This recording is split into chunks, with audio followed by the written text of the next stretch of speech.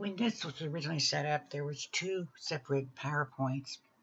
And of course, each one of them is not 2 hours long, believe me. I did this so that we could have a break between the two and you could go get a drink of water or take care of personal things. So I'm going to go ahead and do it just like we would do it if it was in class. Now remember, you do not have to read chapter 2 and 3. Get all your information from the PowerPoint, from the lecture, and from your word listings. That being said, we're going to begin chapter 2. It's the beginning of English America. And you're going to cover 53 years, from 1607 to 1660. I want to take a quick look at what's going on in Europe, particularly in England, just a bit prior to 1600. Of course, this is a map of Europe then. And as you can see, Germany is not really united yet. It'll be another 100 years or more before it's united, and same with Italy. You've got all these little different principalities, and everyone's got their own little rule, and each one is trying to decide what religion to be. The only country that is truly organized at this point in time is Portugal. That's why she was able to do all the explorations. In 16th century England, or the 1500s, England was, it says second-rate power, but she wasn't really even that, because she wasn't united. There was always different houses, so to speak, different leaderships that were warring. And there was something called the War of Roses that took place in the late 1300s, early 1400s, between the House of Lancaster and the House of York. Well, in 1485, the war finally ends, and Henry of Lancaster house and marries Elizabeth of York's house to unite the two houses in the beginning of something called the Tudor dynasty in England. The new king was Henry VII, and he married Elizabeth, as we said, and they had 7 children, but only 4 lived. And 4 of them you may be familiar with, and you need to know a little bit about each one of them because the English history is going to affect our history here. He had his oldest son was named Arthur, and Arthur married the Spanish Princess Catherine. His second son was Henry. He was unmarried, and he was known as the Fun Prince. He was good-looking, he was fun to be around, he loved to dance and party. He had 2 daughters that lived. Margaret, he married to the King of Scotland, and Mary, he married to the King of France. And the reason they married them to other kings is primarily to make, I guess you would say, treaties between the two, because you didn't want to go to war against your wife's family. Arthur, at 14, was betrothed to Catherine of Spain, because Henry had been looking around trying to find someone, and he just got over having a big war, so the kingdom was not exactly, shall we say, fluent in funds. And Spain at this point in time in history was one of the wealthiest countries in the world. As a matter of fact, the dowry for the princess was several ships full of gold and goods, and he could have supported his whole country for the next 10 years on it. They were married on November the 1501, but Arthur was a sickly child. He was nice looking, but he was young, and we think he died of tuberculosis. We're not 100% sure. We just know he was a very weakly child, and even though he did get married, they never lived together. And they figured he wasn't strong enough to perform his husbandly duties. So he dies in 1502. Okay, now the future king, no longer around, so the second son is going to have to be trained in how to become a king, and Henry is trying to figure out some way to keep from sending Catherine and all that dowry back to Spain. So he keeps her in England, one excuse after the other, and finally manages to betroth her to young Prince Henry. And it's going to be Henry VIII. But in 1504, he was betrothed. Now, she was older than Henry, but at this young age, in her 20s, she was very beautiful. And Henry didn't mind being betrothed to her, but he didn't want to be king. He wanted to be the fun prince. This is a picture of them a little bit later in life. As you can see, Catherine of Aragon of Spain at this time of her life was a beautiful woman. Henry, slim and trim, got nice legs, and makes a good-looking king to be. Well, in 1509, when Henry VIII is just 17 years old, his father dies and he becomes king. So then he marries Catherine, who is 21. She's 4 years older than he is. And they, contrary to what you read, they lived happily for 20 years. He visited his queen, and she did her duty. She kept getting pregnant. She had 7 pregnancies, but only 1 lived, and it, unfortunately, was a girl. And girls couldn't inherit at that time. So they named the little girl Mary. And during this time, in 20 years, he only had 2 mistresses, so that wasn't too terribly bad. And England was very, very, very Catholic. Henry had even received a commendation from the Pope for defending the religion. It was about the same time that Martin Luther was over there causing troubles. But it's been just a minute on Martin Luther. And this is a painting of him, and he looks very stern. He wanted to be a lawyer. But one day when he was on his way to school, he got caught in a thunderstorm, and it was a really bad one with lightning all around, and he was terrified he was going to be struck by lightning or killed, so he promised God that if he would save him, he would become a monk. Well, the storm dissipated, and he was saved, so he true to his word and his promise to God, he enrolled in the University of Wittenberg, became a monk, and received his Ph.D. He did a lot of studying. Now, he wasn't a priest, he was a monk. So he did a lot of studying and came to believe that faith alone could bring salvation. You didn't have to go through all this rigmarole that the Catholic Church was putting out. And he posted something called the 95 Theses, which was, as I explained the other day, basically 95 complaints against the Catholic Church. Primarily, the biggest one was for selling indulgences. And because of Martin Luther, we began the Protestant Reformation, which is basically just a protest against the Catholic Church. He had no intention of breaking away from the church or causing anything. He just wanted the church to reform itself. Well, meanwhile, back in England, Henry's in his late 30s. He's been married over 20 years, and he really needs a male heir. Now, he had listened to his Queen Catherine, who was very educated and interested in Henry's activities. And in the beginning, he didn't blame her for not producing a son at first. But just a few years before this, a young maid in waiting to the queen catches Henry's eye. Well, it's not unusual for the king to have a mistress, but she begins whispering to him, God is punishing you, Henry, for marrying your brother's widow because she wasn't a virgin. Well, he tried to get an annulment, claiming that his wife had lied to him, but his wife is a Spanish princess, so the wealthiest nation in the world. Her nephew is the Holy Roman Emperor. She has another nephew who is the Pope. Now, with this kind of family relations, there's no way that the Catholic Church is going to give him an annulment. Okay, so he's going to leave the church. If the church won't give me what I want, I'm going to leave the church. So he leaves the Catholic Church. He didn't become a Protestant. He just established what's called the Church of England with the king as the head of the church instead of the Pope, but he changed nothing. We had the priests, we had the nuns, we had the Catholic services, but it's no longer tied to Rome. So as the head of the new Church of England, he grants himself the right for an annulment, and he sends Catherine to a monastery. Now, Anne Boleyn was this young maid in waiting who had grasped the king's attention, and he tried so hard to make her his mistress, but she kept refusing. Her sister had also been his mistress for a while, and she knew what was what. She demanded marriage before she would succumb to his amorous attentions. For 7 years, she teased him. After he leaves the Church of England and grants himself an annulment, he asks her to go with him to France to talk to the King of France, who's still Catholic, to see how they feel about him leaving the church. And somehow or another, on the way over or on the way back, we don't know which one, but we know that when they came back from several months being gone to England, Anne Boleyn was, as they say, with child. Of course, Henry's delighted because he knows it's going to be a boy, but it's a girl. Oh dear. And then when Queen Catherine dies, Anne Boleyn is happy as a clam. She has no more worries about the former queen interfering in anything, and she's pregnant again. So she runs to the king's chambers to tell him how happy she is about it, and she finds the king sitting with one of her maids of waiting sitting on his lap. Deja vu, right? She had tempted the king to leave the queen, and now she finds her king, her husband, somebody else on his lap. Well, she throws what we call a ring-tail fit. She ranted and she raved, and they banished her to her room, and that night she had a miscarriage, and it was a male child. Well, by doing this, pitching a fit in front of the king and having lost the child, she had in effect sealed her own death warrant. The king has the power of life and death, remember. He has her arrested, tried, convicted, and then beheaded for witchcraft, incest, and adultery. He claimed that the baby wasn't his, it was his wife's brother's. It wasn't true, but that's what he claimed, and who's going to argue with the king when he has the right to sentence you to be beheaded?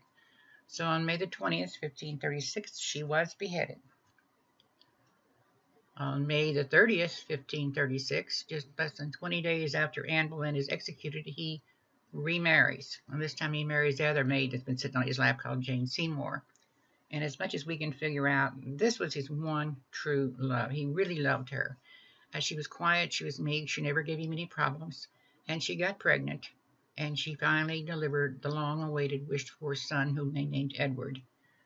But then, less than 2 weeks later, she dies as a result of the pregnancy, and he was heartbroken. Well, he's had 3 wives now. One he divorced or annulled, one he beheaded, and one who died in childbirth. So we're going to have a series of 3 more wives, Anna Cleves and Catherine Howard. Anna Cleves was someone he married, I guess what's the word I'm looking for? By proxy, basically. He had seen a picture of this princess from Norway and brought her in to marry her. And when he brought her in to marry her, he was not happy with what he saw.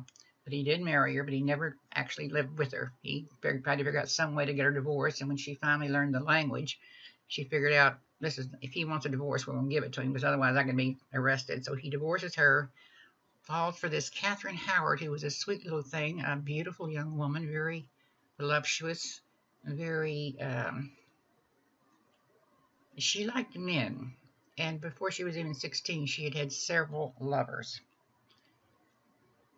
It didn't work. He didn't believe her. Nobody was going to tell him that she was sleeping around. But he finally found it out, and he had her arrested and beheaded. And time goes by, he gets older, and he marries another Catherine Parr, who was already a widow twice over. And by this time, Henry's fat, old. He's got problems with his legs. He can't walk. He has to be carried around. But she did have some radical reviews on religion, but she was very careful not to say anything in front of him, because he was livid about making the Church of England more Protestant. Well, Henry dies, and she becomes a widow again. Well, she's off the stage. But now we've got the young Edward, of 9 years old, is going to become king. Well, he, like his Uncle Arthur, is a very sickly child, and you can't rule at 9, so he's got a series of people ruling in his stead, and it's not good. And after 6 years, he dies. Well, who's going to rule now? Well, he has a half-sister, Mary, and he has a half-sister, Elizabeth, and he has a distant cousin named Lady Jane Grey. Which one of these 3 women are going to rule? Now, Mary, the oldest, is Catholic. Elizabeth, the daughter of his second wife, Protestant. Then you got Lady Jane Grey, who falls under the heading of Longshot. Well, then in reality, the one who got to London first was Mary, and she became queen. They called her Queen Mary or Bloody Mary. She becomes queen at the age of 37. She's not pretty as her mother was, but everyone wants to court the Queen of England, because England's becoming a growing power.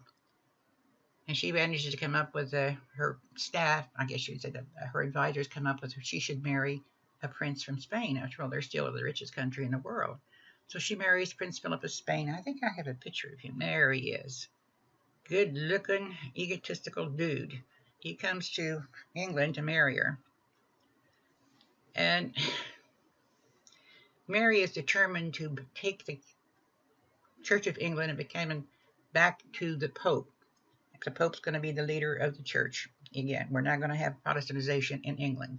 And she begins burning anyone who's become Protestant or who refuses to do what she wants them to do.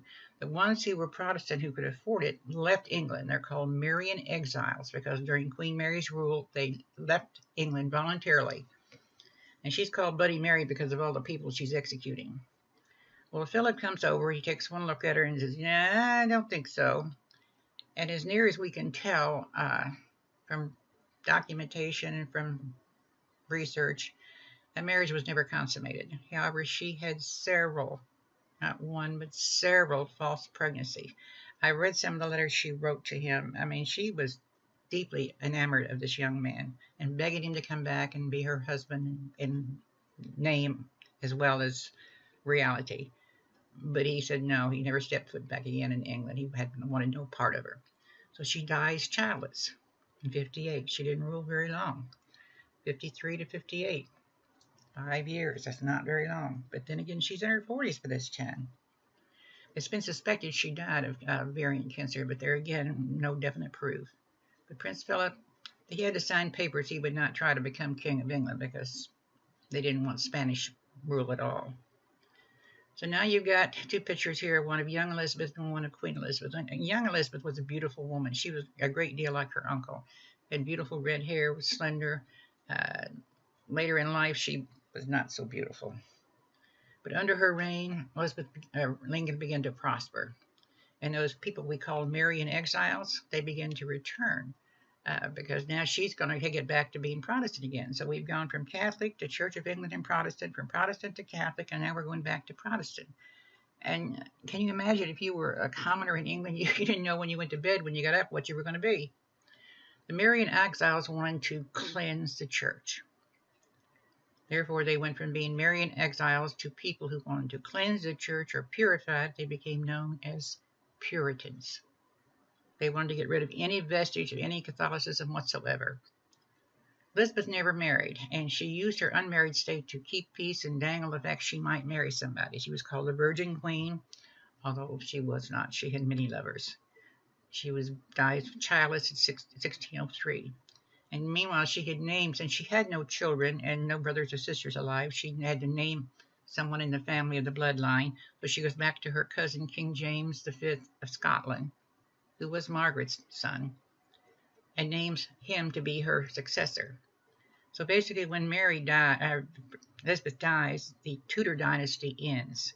And when King James V of Scotland becomes King of England, he starts a new dynasty called the Stuart dynasty, and he becomes James I of England. And you may be familiar with him if you read the King James Version of the Bible. He's the one that sponsored that. So now we have a very Protestant England. Meanwhile, Ireland, that island off of the northwest, is seen as a threat because it's very, very Catholic. And the English used military, and they killed civilians, and they captured men, women, and children and shipped them as slaves and sold them as slaves in the New World. They'd either ship them as off as slaves or kill them. And they introduced the English economic practices, which the Irish wanted no part of, and we still have problems over there today.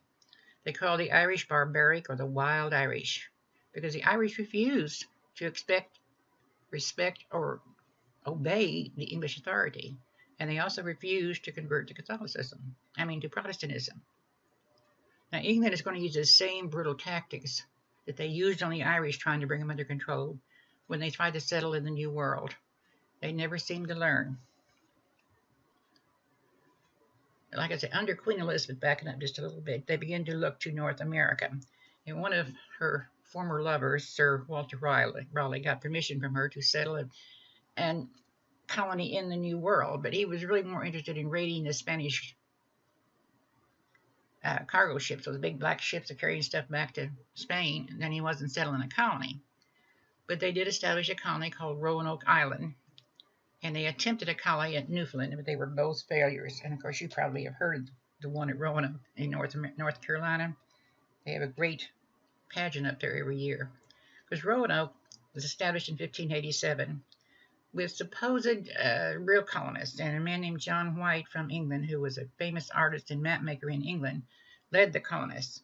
And his daughter delivered a child called Virginia Dare in the new colony, and it was the first English child born in the New World.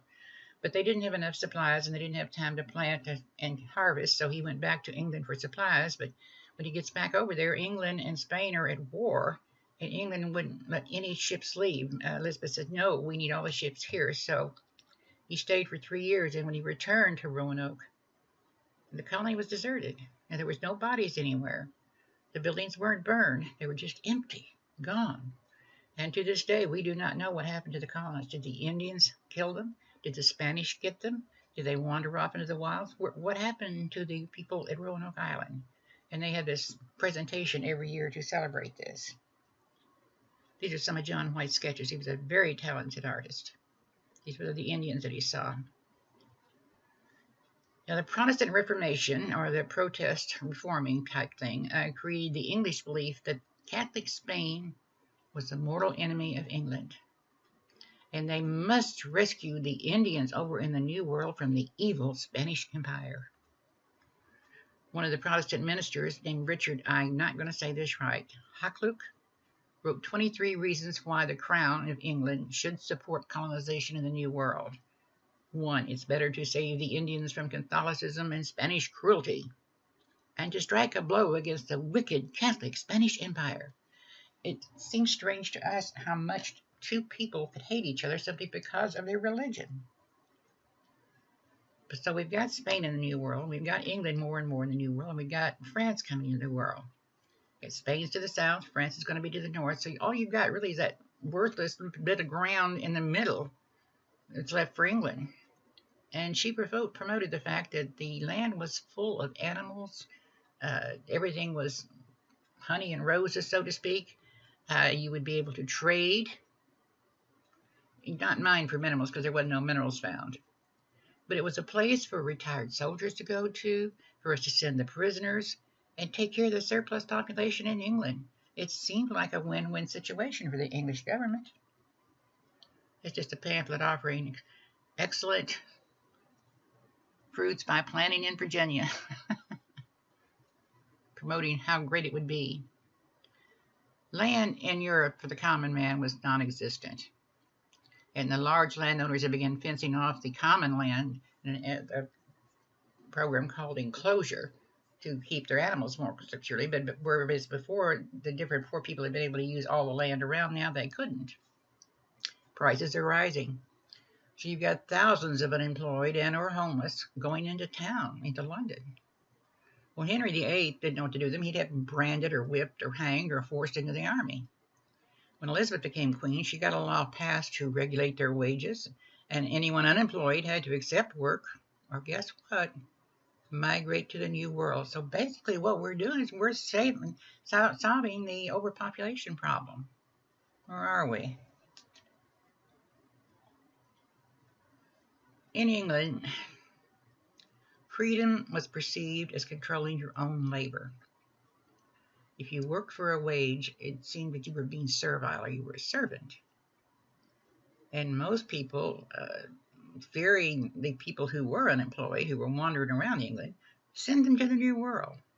Over there, they can get land and they can work at their own labor, and it's out of sight.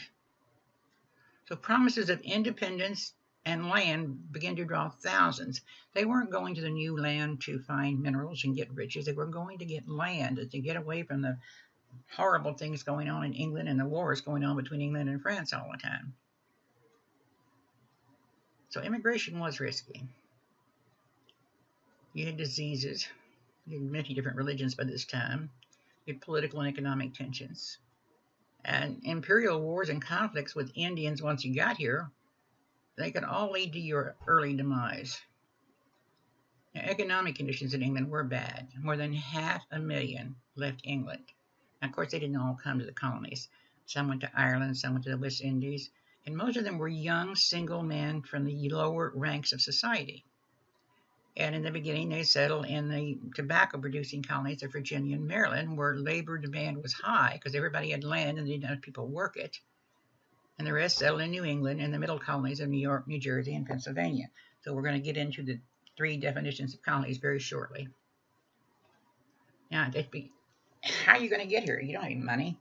You're going to sell your freedom, your life, your soul, for granting being sent to the New World free. But then you're going to have to agree to work for whoever buys your contract for 5 to 7 years. And they were treated worse than slaves. They couldn't marry. They could be punished for the simplest thing that they did wrong. And if you broke a dish, you could have time added to your contract. And the obligations of the indentured were very strictly enforced. And they could be resold. Now, if your contract, you live through your contract, and your contract says you give what they call freedom dues. In the beginning, they were giving you 50 acres of land and some a little bit of money, not much, and some clothes and maybe things to work with your farm. Pretty soon, the land left, but freedom dues still consisted of maybe a change of clothes and enough money to get a bus ride somewhere. A lot of them didn't live long enough to even gain their freedom because being an indentured servant was very risky, very hard. And if you were unfortunate enough to be an attractive young woman who sold her soul to come to the New World and you had your contract bought, you were subject to the desires and of the man of the house as well as his sons. And of course, if you were unfortunate enough to find yourself with a child, your contract would be extended because you couldn't work as hard when you're pregnant, and of course, you had to take some time off when you had the baby. So, a lot of women who signed up for 5 to 7 years would be there 10 or 15 and never get their freedom. This is an indenture contract, which you don't need to be familiar with. But in the New World, land was the key to being a free man. If you owned land, you controlled your own labor and your own work. And if you owned land, it also gave you the right to vote.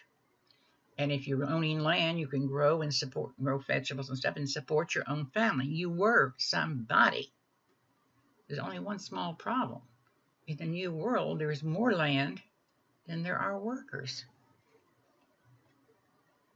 So in the beginning, the English didn't want to convert the Indians. They had no respect for them whatsoever. They didn't want to assimilate them. The one thing they wanted was their land. And when they first arrived, the English were welcomed because the English thought maybe they were noble savages, and the Indians thought that these great men from across the sea were good men. But they very quickly decided that because the Indian didn't work, the male didn't work on the land, so he had no right to claim it. Now, some actually did buy the land from the Indians. Some signed worthless treaties for the land, but usually they just exchanged a few beads and maybe a mirror for a few hundred acres. There were few mixed marriages, and it wasn't very long, 1691, when they passed a law. It was against the law for an Englishman to marry an Indian. Of course, the most famous one is John Rolfe and Pocahontas, which we get into a little bit later. But even though the people who came from England predominantly to the New World, their lives changed, the Indians' lives changed too, because they began to depend on the English goods, and especially the alcohol. And with more and more contact with the English, the different tribes began to take sides, so to speak, and tribes began to fight each other. One of the biggest problems we had when they first started settling to the west was the English were wasteful with animals because they only wanted their furs, or their special, like the heart of the tongue. Then they'd leave the animal to rot. And the Indians used every bit of it. They used the skin, they used the bone, they used the tail, hair. I mean, they used every part of the animal. So game very quickly became scarce. And of course, you want to take down those trees to get your farmland going. So it wasn't long before game was scarce and the forests are starting to be depleted. And of course, they brought diseases. Besides that, the English fenced in the land that this is my land, you can't come on it anymore, yet they allowed their stock to run free everywhere else. The Indians just could not understand the English way of life and culture, and of course, in reverse, the English could not understand or even try to understand the Indian culture.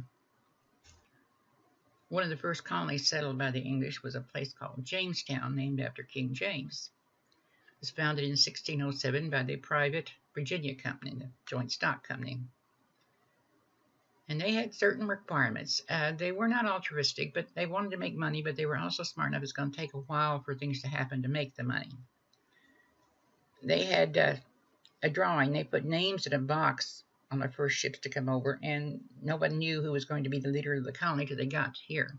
And Captain John Smith was one of them. And of course, you're all familiar with John Smith and Pocahontas.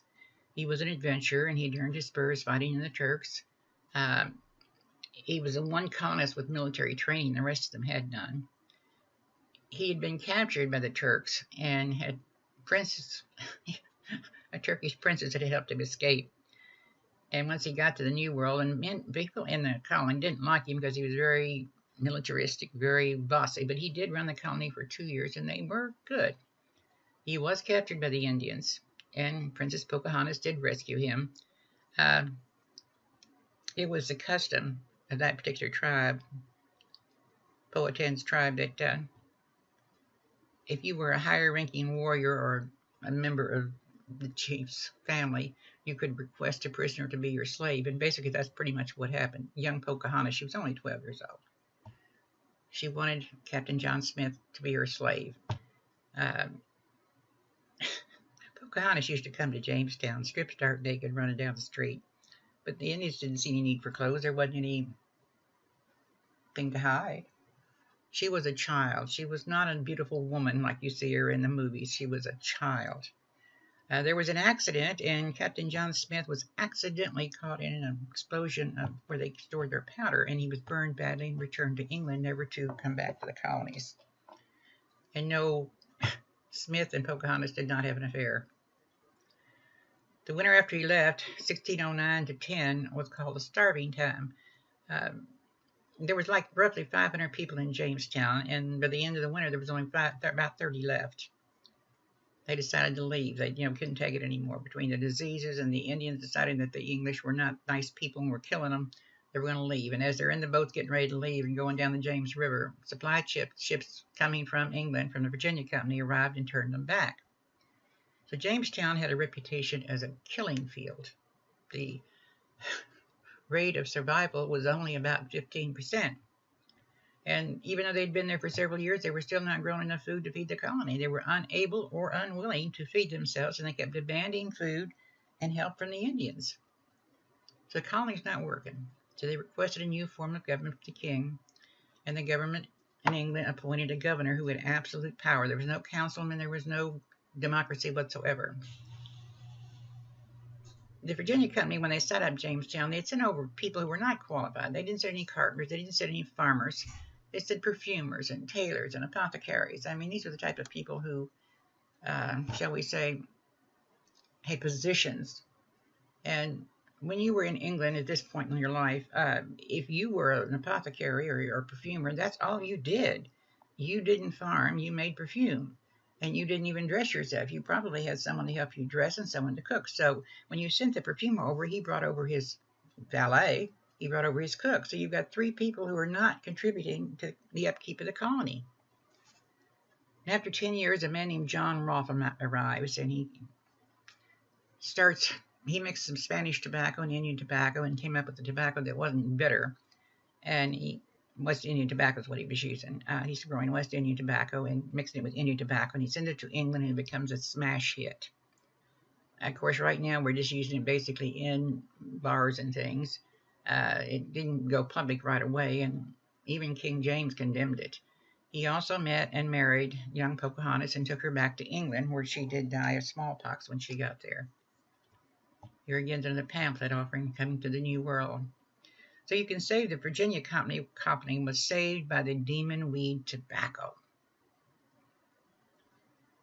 Well, the Indians are getting pretty pissed off at all this going on. So in 1622, they rebel, and they kill almost a fourth or 25% of all people in Jamestown. So the governor, who said, the Indians, they don't work the land and they rebel, so basically they have forfeited any right to claim the land. And it didn't take long for the white settlers with guns and horses to rout the Indians and take their land. The king also pulls a charter, and Jamestown becomes what we call a royal colony, and I'll get more into the definition of that next lecture. 20 years later, the Indians rebel again, and they had a treaty forced on them, which is going to pretty much end their rebellions. But this is basically what you need to know this. Let's see if I can see. The Virginia Company told them, Jamestown, to go up the river far enough that they couldn't be seen by the Spanish if they have access to the water. So here's Chesapeake Bay, and you do need to know where Chesapeake Bay is. Maryland is here in this little area right here. All you can't see, it's Delaware. This is going to be known as Virginian. These are the different Indian names. And, of course, it's called Jamestown. They named this James River after King James. So they're supposedly up far enough that they can't be seen, yet they have access to get out. These are the 13 colonies and their names, and we'll go over these at the end of the week, probably Wednesday. We're going to get into tobacco growing and family life and the settlement of Maryland and the rest of New England and the Revolution in England. Now, this is not the American Revolution. It's a revolution in England. And you may think you're spending a lot of time on European history, but if you don't understand what's going on in Europe and the hatred between, the English hated the French hated the Germans hated the Russians hated the Spanish. Nobody got along. Everybody thought that their way of life, their religion, their country was the best. And there were war after war after war to prove this.